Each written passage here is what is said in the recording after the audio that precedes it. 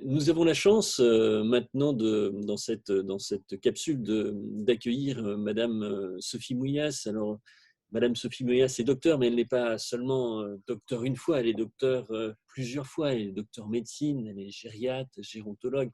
Et puis, elle est aussi docteur en éthique médicale et elle va nous commettre, elle va répondre à quelques questionnements en ayant pour thème ce que dit la Covid de la prise en charge de nos aînés. Aujourd'hui, on voudrait se poser avec vous la question de la philosophie du soin par devers les traitements, des philosophies de l'attention par devers les organisations, et puis peut-être affirmer que les droits de l'homme aux soins induisent que ces droits de l'homme s'étendent jusqu'aux derniers instants et même au-delà, sous couvert du deuil. Et donc, je vais vous demander de vous présenter et ensuite, je vais me permettre de vous poser 4 questions, si vous le voulez bien. Merci beaucoup. Merci à vous de m'avoir convié à m'exprimer. C'est toujours une bonne nouvelle pour les spécialistes du grand âge qu'on s'intéresse à ceux qui nous intéressent nous.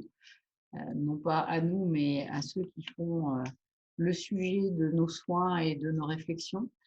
Donc, je suis médecin gériatre au centre hospitalo-universitaire Ambroise Paré à Boulogne-Billancourt, dans la région parisienne. Je suis aussi docteur en éthique, comme vous l'avez dit, où je m'intéresse plus spécifiquement au droit, à l'accès aux soins de façon générale et aux droits des personnes les plus âgées et finalement aussi du handicap. Et à ce titre, je coordonne un enseignement sur la prévention de la maltraitance et la promotion de la bientraitance, puisqu'aujourd'hui, on est obligé de dire des jolis mots avant de parler des gros mots, et sur aussi l'éthique, la réflexion éthique appliquée aux soins des personnes les plus âgées.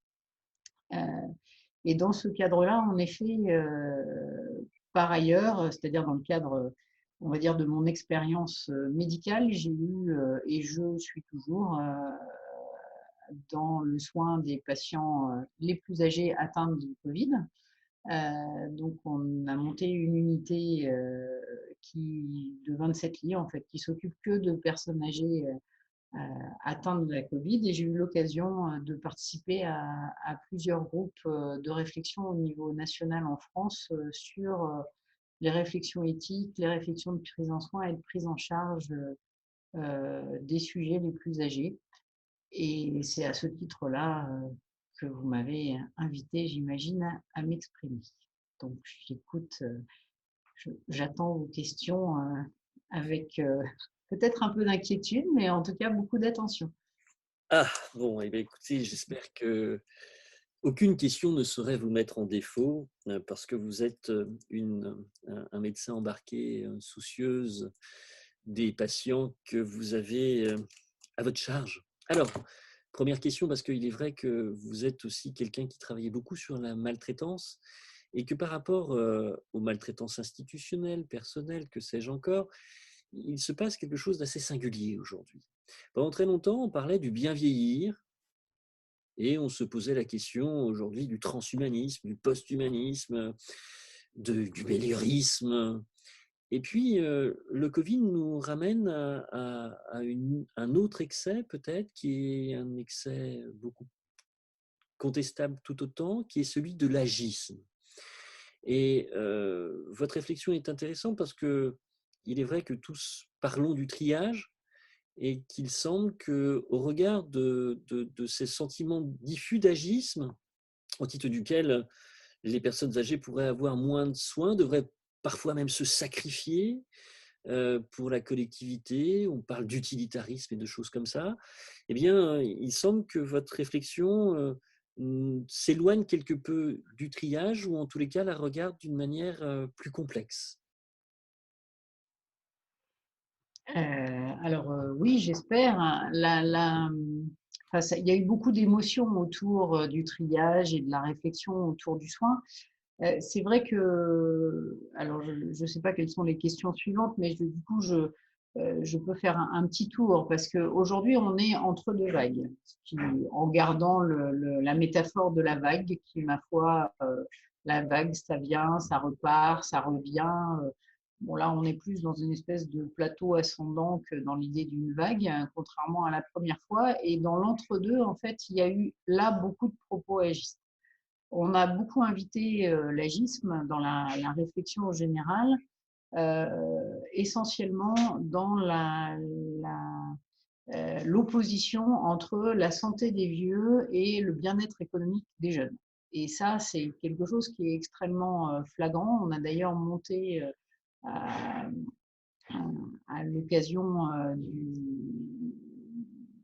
de la campagne anti-agisme en France, on a remonté en fait beaucoup d'informations à ce propos avec quelque chose qui est saisissant. Hein, c'est pas parce que les vieux sont pas soignés que les jeunes iront mieux économiquement parlant, et que la crise économique, elle touche autant les vieux que les jeunes. Donc il n'y a pas obligé à faire ça. Après, en fait, ceux qui ont avancé l'idée de pensée agiste ont plutôt évoqué donc, la problématique du triage à l'entrée en réanimation. Alors, on est tous le vieux de quelqu'un, et donc la question c'est, est-ce qu'il y a un âge à partir duquel il faut faire un tri, ou est-ce qu'on est en train de parler d'âge chronologique, ou est-ce qu'on est en train de parler de dépendance, de façon voilà, d'état dans la vie. Et ça, déjà, ça demande plus de réflexion. Jamais il a été écrit, en tout cas, qu'il y avait un âge limite à partir duquel on ne pouvait pas agir, etc.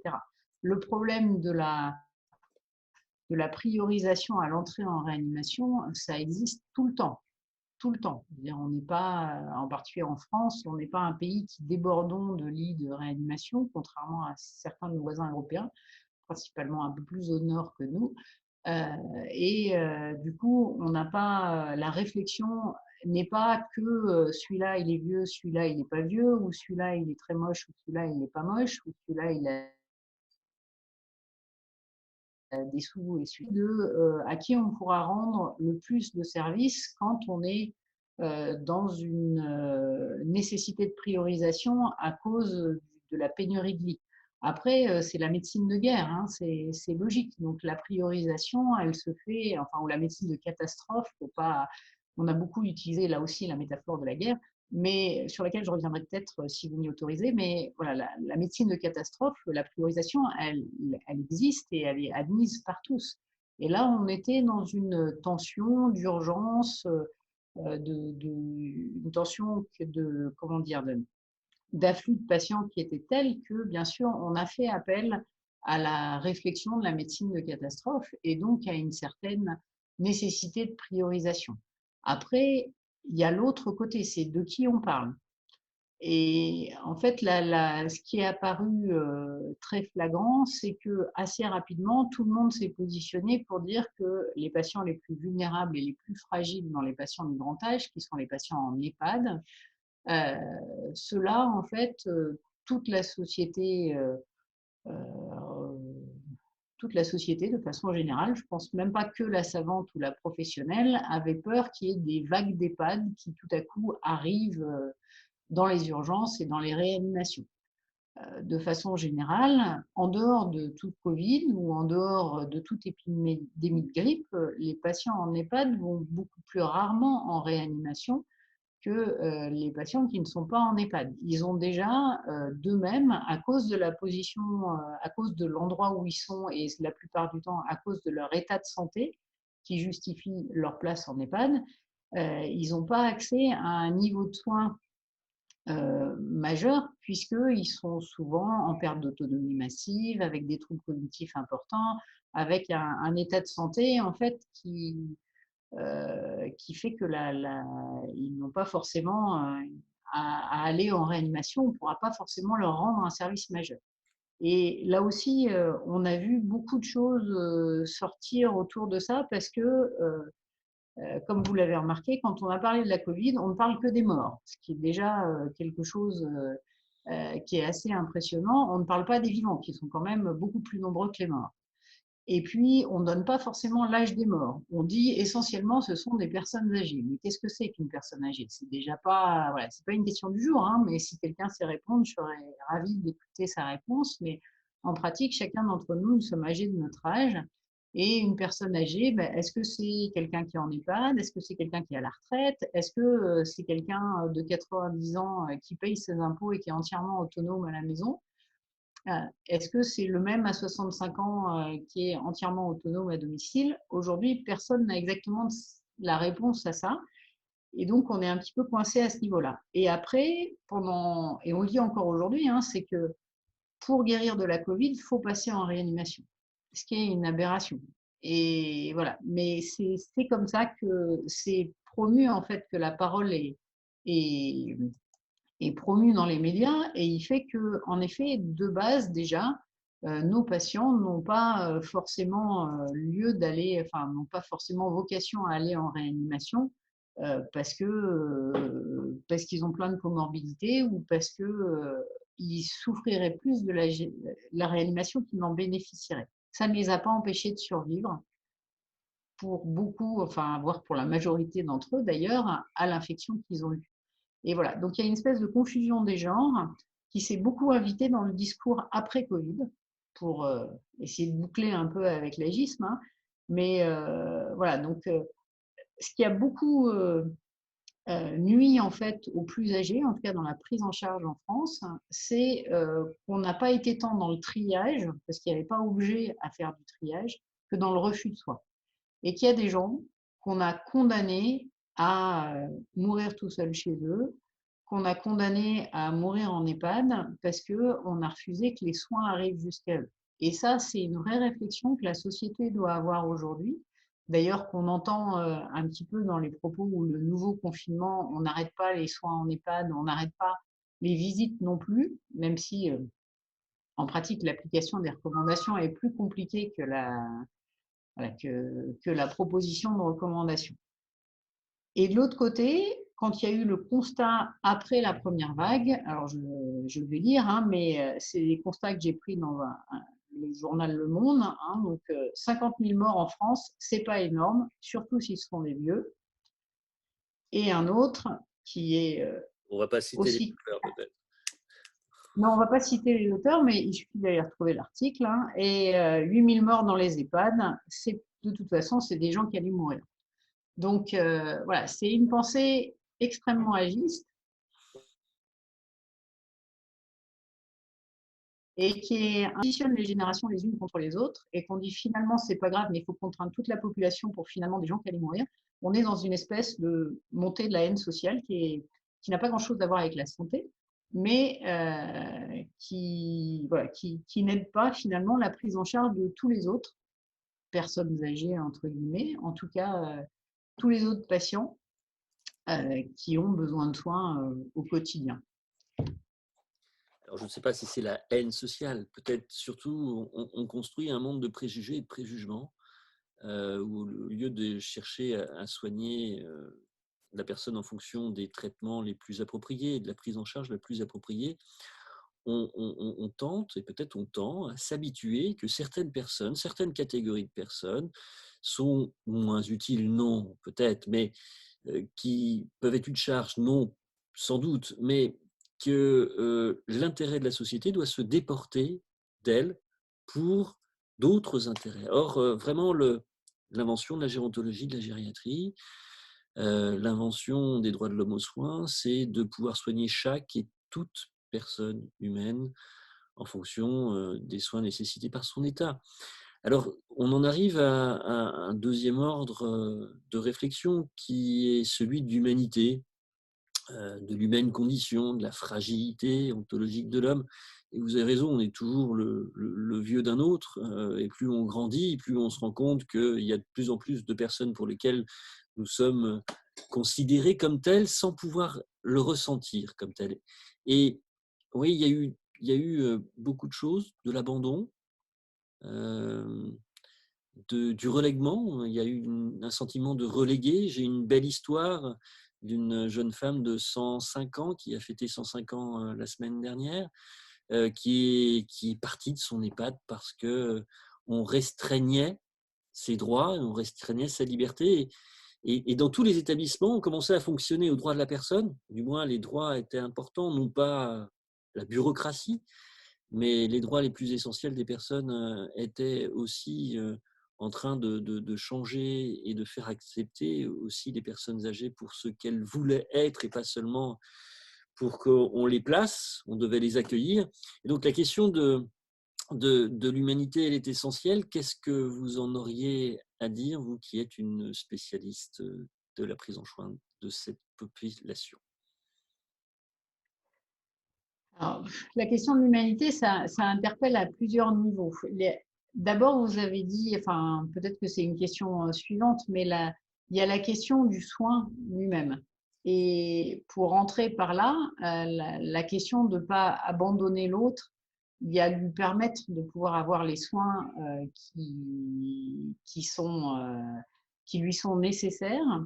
Et ça a été très compliqué pendant tout ce temps-là. C'est aussi ce que nous a, enfin, est-ce que le Covid nous a appris ça, je ne sais pas, mais en tout cas, il nous a appris que clairement, il y avait encore besoin de plus de gériatres que le peu qu'on était actuellement, parce qu'il y a très peu de spécialistes qui ont pu ouvrir des unités dédiées pour prendre en charge ces personnes âgées au départ.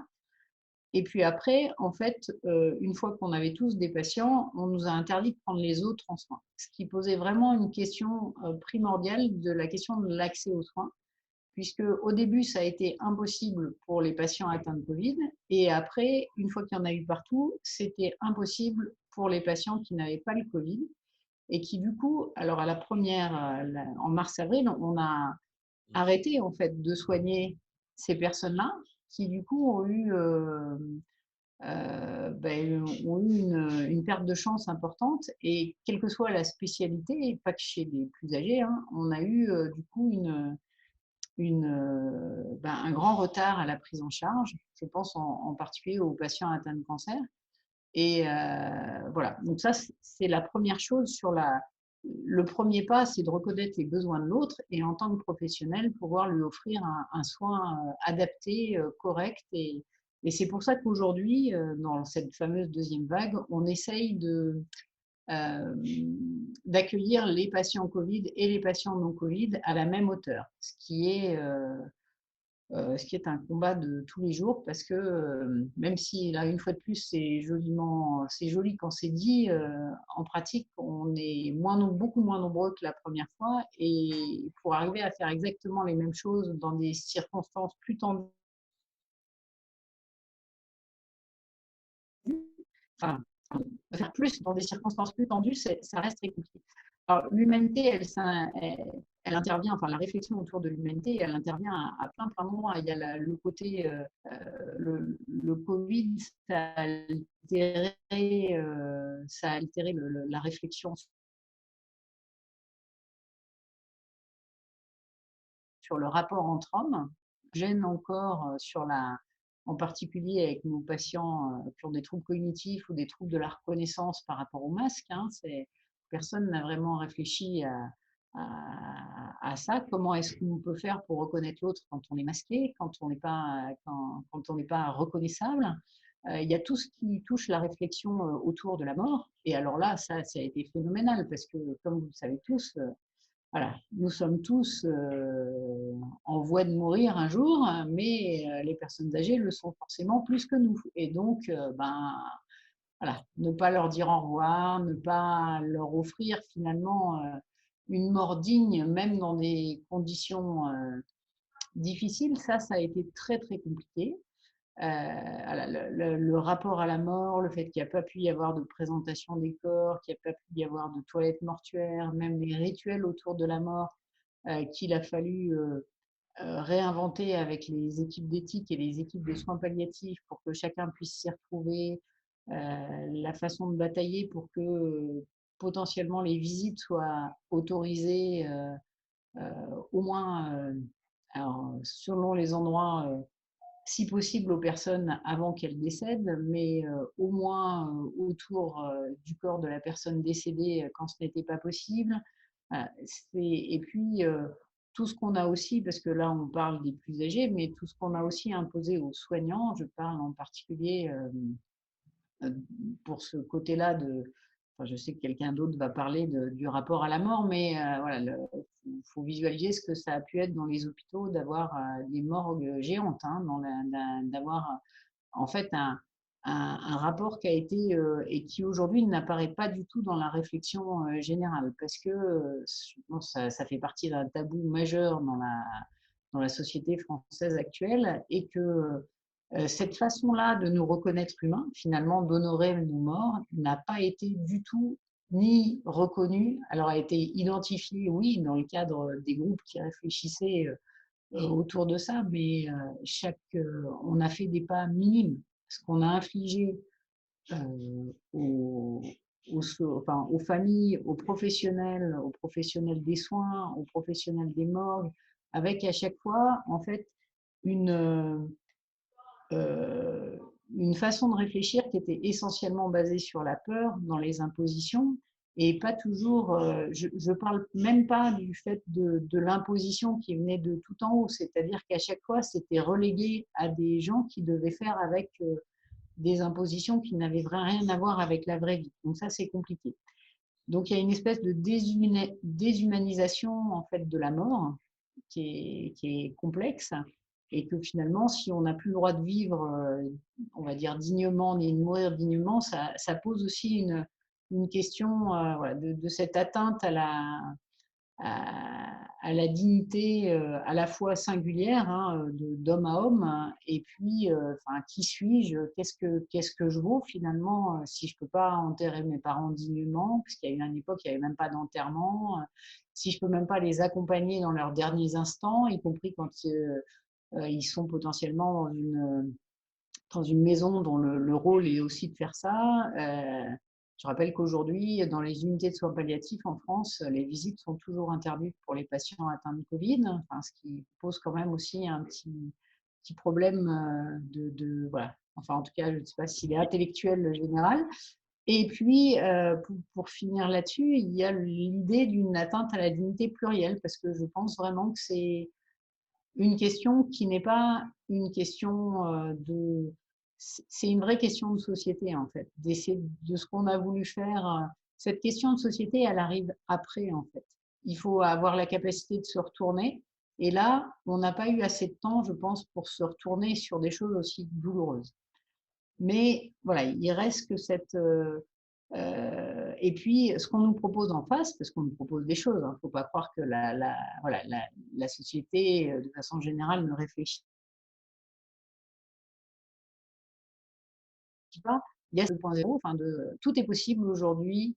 Voilà, on a eu en effet alors des prêtres en visio, on a eu la famille en visio, on va vous le montrer, on vous prend des photos. Voilà.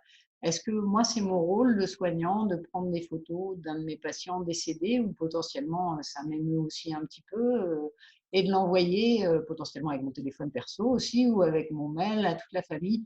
Je ne sais pas. Mais en tout cas, je pense que ça pose de vraies questions. Oui, ça pose la Désolée, je question. suis un peu long peut-être. Non, non, pas du tout. Ça pose la question du respect du corps mort, du respect de la mémoire du défunt. Ça pose la question du respect du droit à l'image. Et on voit que dans ces périodes d'urgence, tout ce que l'on a appris, on le désapprend très vite vis-à-vis de la garantie de la liberté et des droits. Pas, là encore, bureaucratique, mais de la garantie de la liberté et des droits qui permet le respect, la dignité et la reconnaissance. Vous avez raison, on a confisqué les deuils et le deuil de soi, le deuil de l'autre, le deuil des autres, mais on est resté dans un grand tout qui nous amène à la dernière des questions pour ne pas vous prendre trop de temps. La question de la vulnérabilité. Nous sommes tous vulnérables, nous nous ressentons tous vulnérables, mais quelle est la vulnérabilité? Si vous voulez, ma question va être dédoublée. Quelle est la vulnérabilité des personnes âgées et quelle est la vulnérabilité des soignants dont il faut toujours apprendre qu'il faut soigner les soignants si l'on veut bien être soigné. Et donc, quelle est cette double vulnérabilité, ce double regard, si vous voulez bien, par rapport à vos pratiques et à votre pratique? Alors, la vulnérabilité du grand âge, elle s'exprime, enfin, elle s'exprime de façon visible essentiellement en EHPAD. Mais tout comme la vulnérabilité du handicap s'exprime de façon visible essentiellement dans les masses. Mais donc ces lieux-là ont été des lieux d'enfermement et d'isolement où en fait on a enfermé, c'est pour ça que c'est une extrême bonne idée de mettre ensemble, on a enfermé les professionnels et les habitants finalement, en tout cas les résidents au sens où on les appelle désormais, ensemble, dans le même malheur et avec les mêmes conditions extrêmement pénibles de stress. Et là aussi, en fait, ça montre un peu, c'est le côté intéressant, un peu bijectif de la vulnérabilité. C'est que finalement, au, au nom de l'hyperprotection du plus vulnérable, on a mis tout le monde sous clé. Mais ça montre surtout mais on les a un peu abandonnés là, en fait. On les a un peu, donc on s'est aussi débarrassé d'une partie du problème de cette façon-là. Et la vulnérabilité, elle dit aussi quelles sont nos failles à nous, en fait, ceux qui décident que les autres sont vulnérables. Parce que ceux qui vivent dans la cité, qui ne sont pas en EHPAD, ils ne se sentent pas vulnérables du tout. Et pourtant, on a même entendu M. Delfraissy nous expliquer que ça serait bien de mettre que finalement les personnes âgées ne sortent plus de chez elles. Et voilà, il a fallu aussi toute une mobilisation de notre part, hein, parce qu'on nous a quand même demandé notre avis au niveau de la Société française de gériatrie et de gérontologie pour dire que c'était clairement pas entendable. C'est pas parce qu'on est vieux qu'on n'a pas le droit aussi de prendre des risques au même sens que les autres. Et que on est un sujet qui est capable, jusqu'à preuve du contraire, et donc qui est autonome pour décider quels sont ses choix pour lui, qui autant informé qu'on peut l'être, qu'on a pu l'être pendant le confinement. Donc par rapport à ça, c'est quelque chose d'extrêmement intéressant, c'est que en fait pendant tout ce temps, il y a eu une espèce de remontée intense du paternalisme hein, où tout le monde médical a repris posture, position, préhension en fait sur le monde des usagers et pas que le monde médical, puisque finalement, par le biais du conseil, des sachants, etc., finalement, le monde politique aussi a pris position, pris une posture dominante. Et on voit bien, nous, dans les soins, enfin, ça a été dans les différentes équipes mobiles d'éthique, en fait, pour essayer d'avoir accès à la voix du patient et de promouvoir l'accès à la voix du patient. Parce que sur une maladie où aucun d'entre nous ne la connaissait, aucun d'entre nous ne savait la guérir, tout le monde disait au patient qui avait déjà du mal à respirer et potentiellement à s'exprimer, voilà, ne vous inquiétez pas, je m'occupe de tout. Et voilà, force est de constater que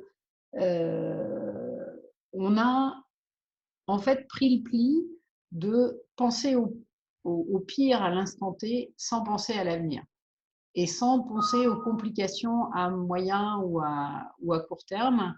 Et du coup, c'est un petit peu ça qu'on a payé à la sortie du confinement, où en fait, au nom de la vulnérabilité, on avait mis tout le monde sous clé dans un esprit bienveillant et protecteur.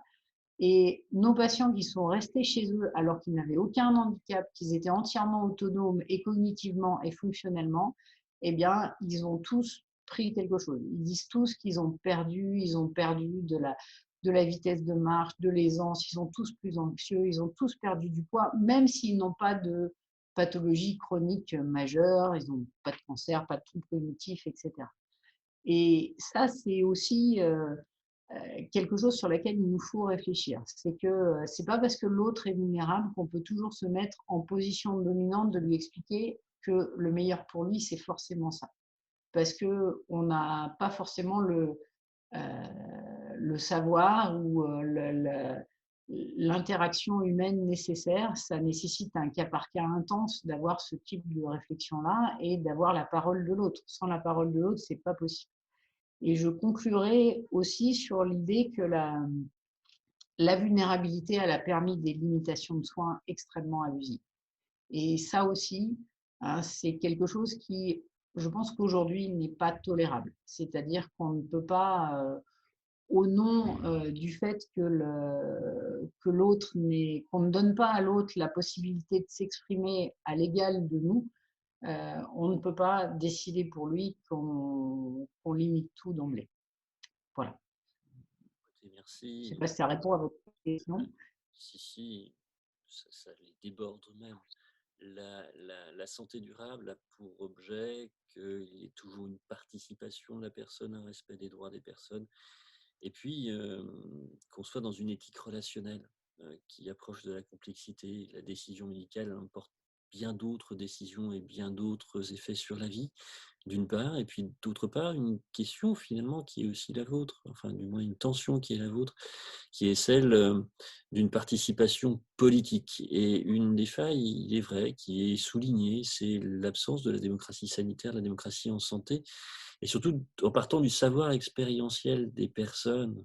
Que voulait la jeune dame dont je vous parle, qui n'a que 105 ans, et qui, elle, sait qu'elle va bientôt mourir. Elle en a conscience. Qu'est-ce qu'elle veut dans ces derniers instants, qui ne sont pas les derniers instants de la médecine, mais qui sont les derniers instants de son existence, et sachant qu'on ne connaît pas le temps de notre existence non plus. Donc, euh, j'allais vous demander de reconclure, mais alors est-ce que vous avez un mot à ajouter dans ces dimensions politiques? Je ne vais pas faire de vous une ministre de la Santé, je ne vais pas faire de vous à un moment une future présidentiable, mais vous ne le voudriez pas peut-être. Mais est-ce que la question éthique n'est pas politique, et la question éthique n'est pas une question d'éthique relationnelle, et que cette période que nous vivons, en quoi elle peut faire en sorte que l'on soit meilleur demain pour ceux qui souffrent, que l'on a peut-être été aussi par le stress, il faut aussi bien le considérer, qui a sidéré beaucoup de personnes, euh, que l'on ne l'a été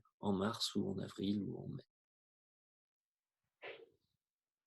Alors pour la question politique, je botterai peut-être en touche, mais autant l'éthique nationale me paraît indispensable et que euh, alors il y a eu un pas en avant avec l'idée qu'il y ait un conseil des sages qui puisse réfléchir et qui puisse comment dire, conseiller la classe politique. Ce qui est sûr, c'est que la classe politique, ça s'est vu après par rapport au Grenelle, au Ségur de la santé, pardon, c'est pas dans la même rue, mais il y a quelque chose, il y a une grande différence en fait. Le fait d'être tourné vers l'autre, c'est aussi de comprendre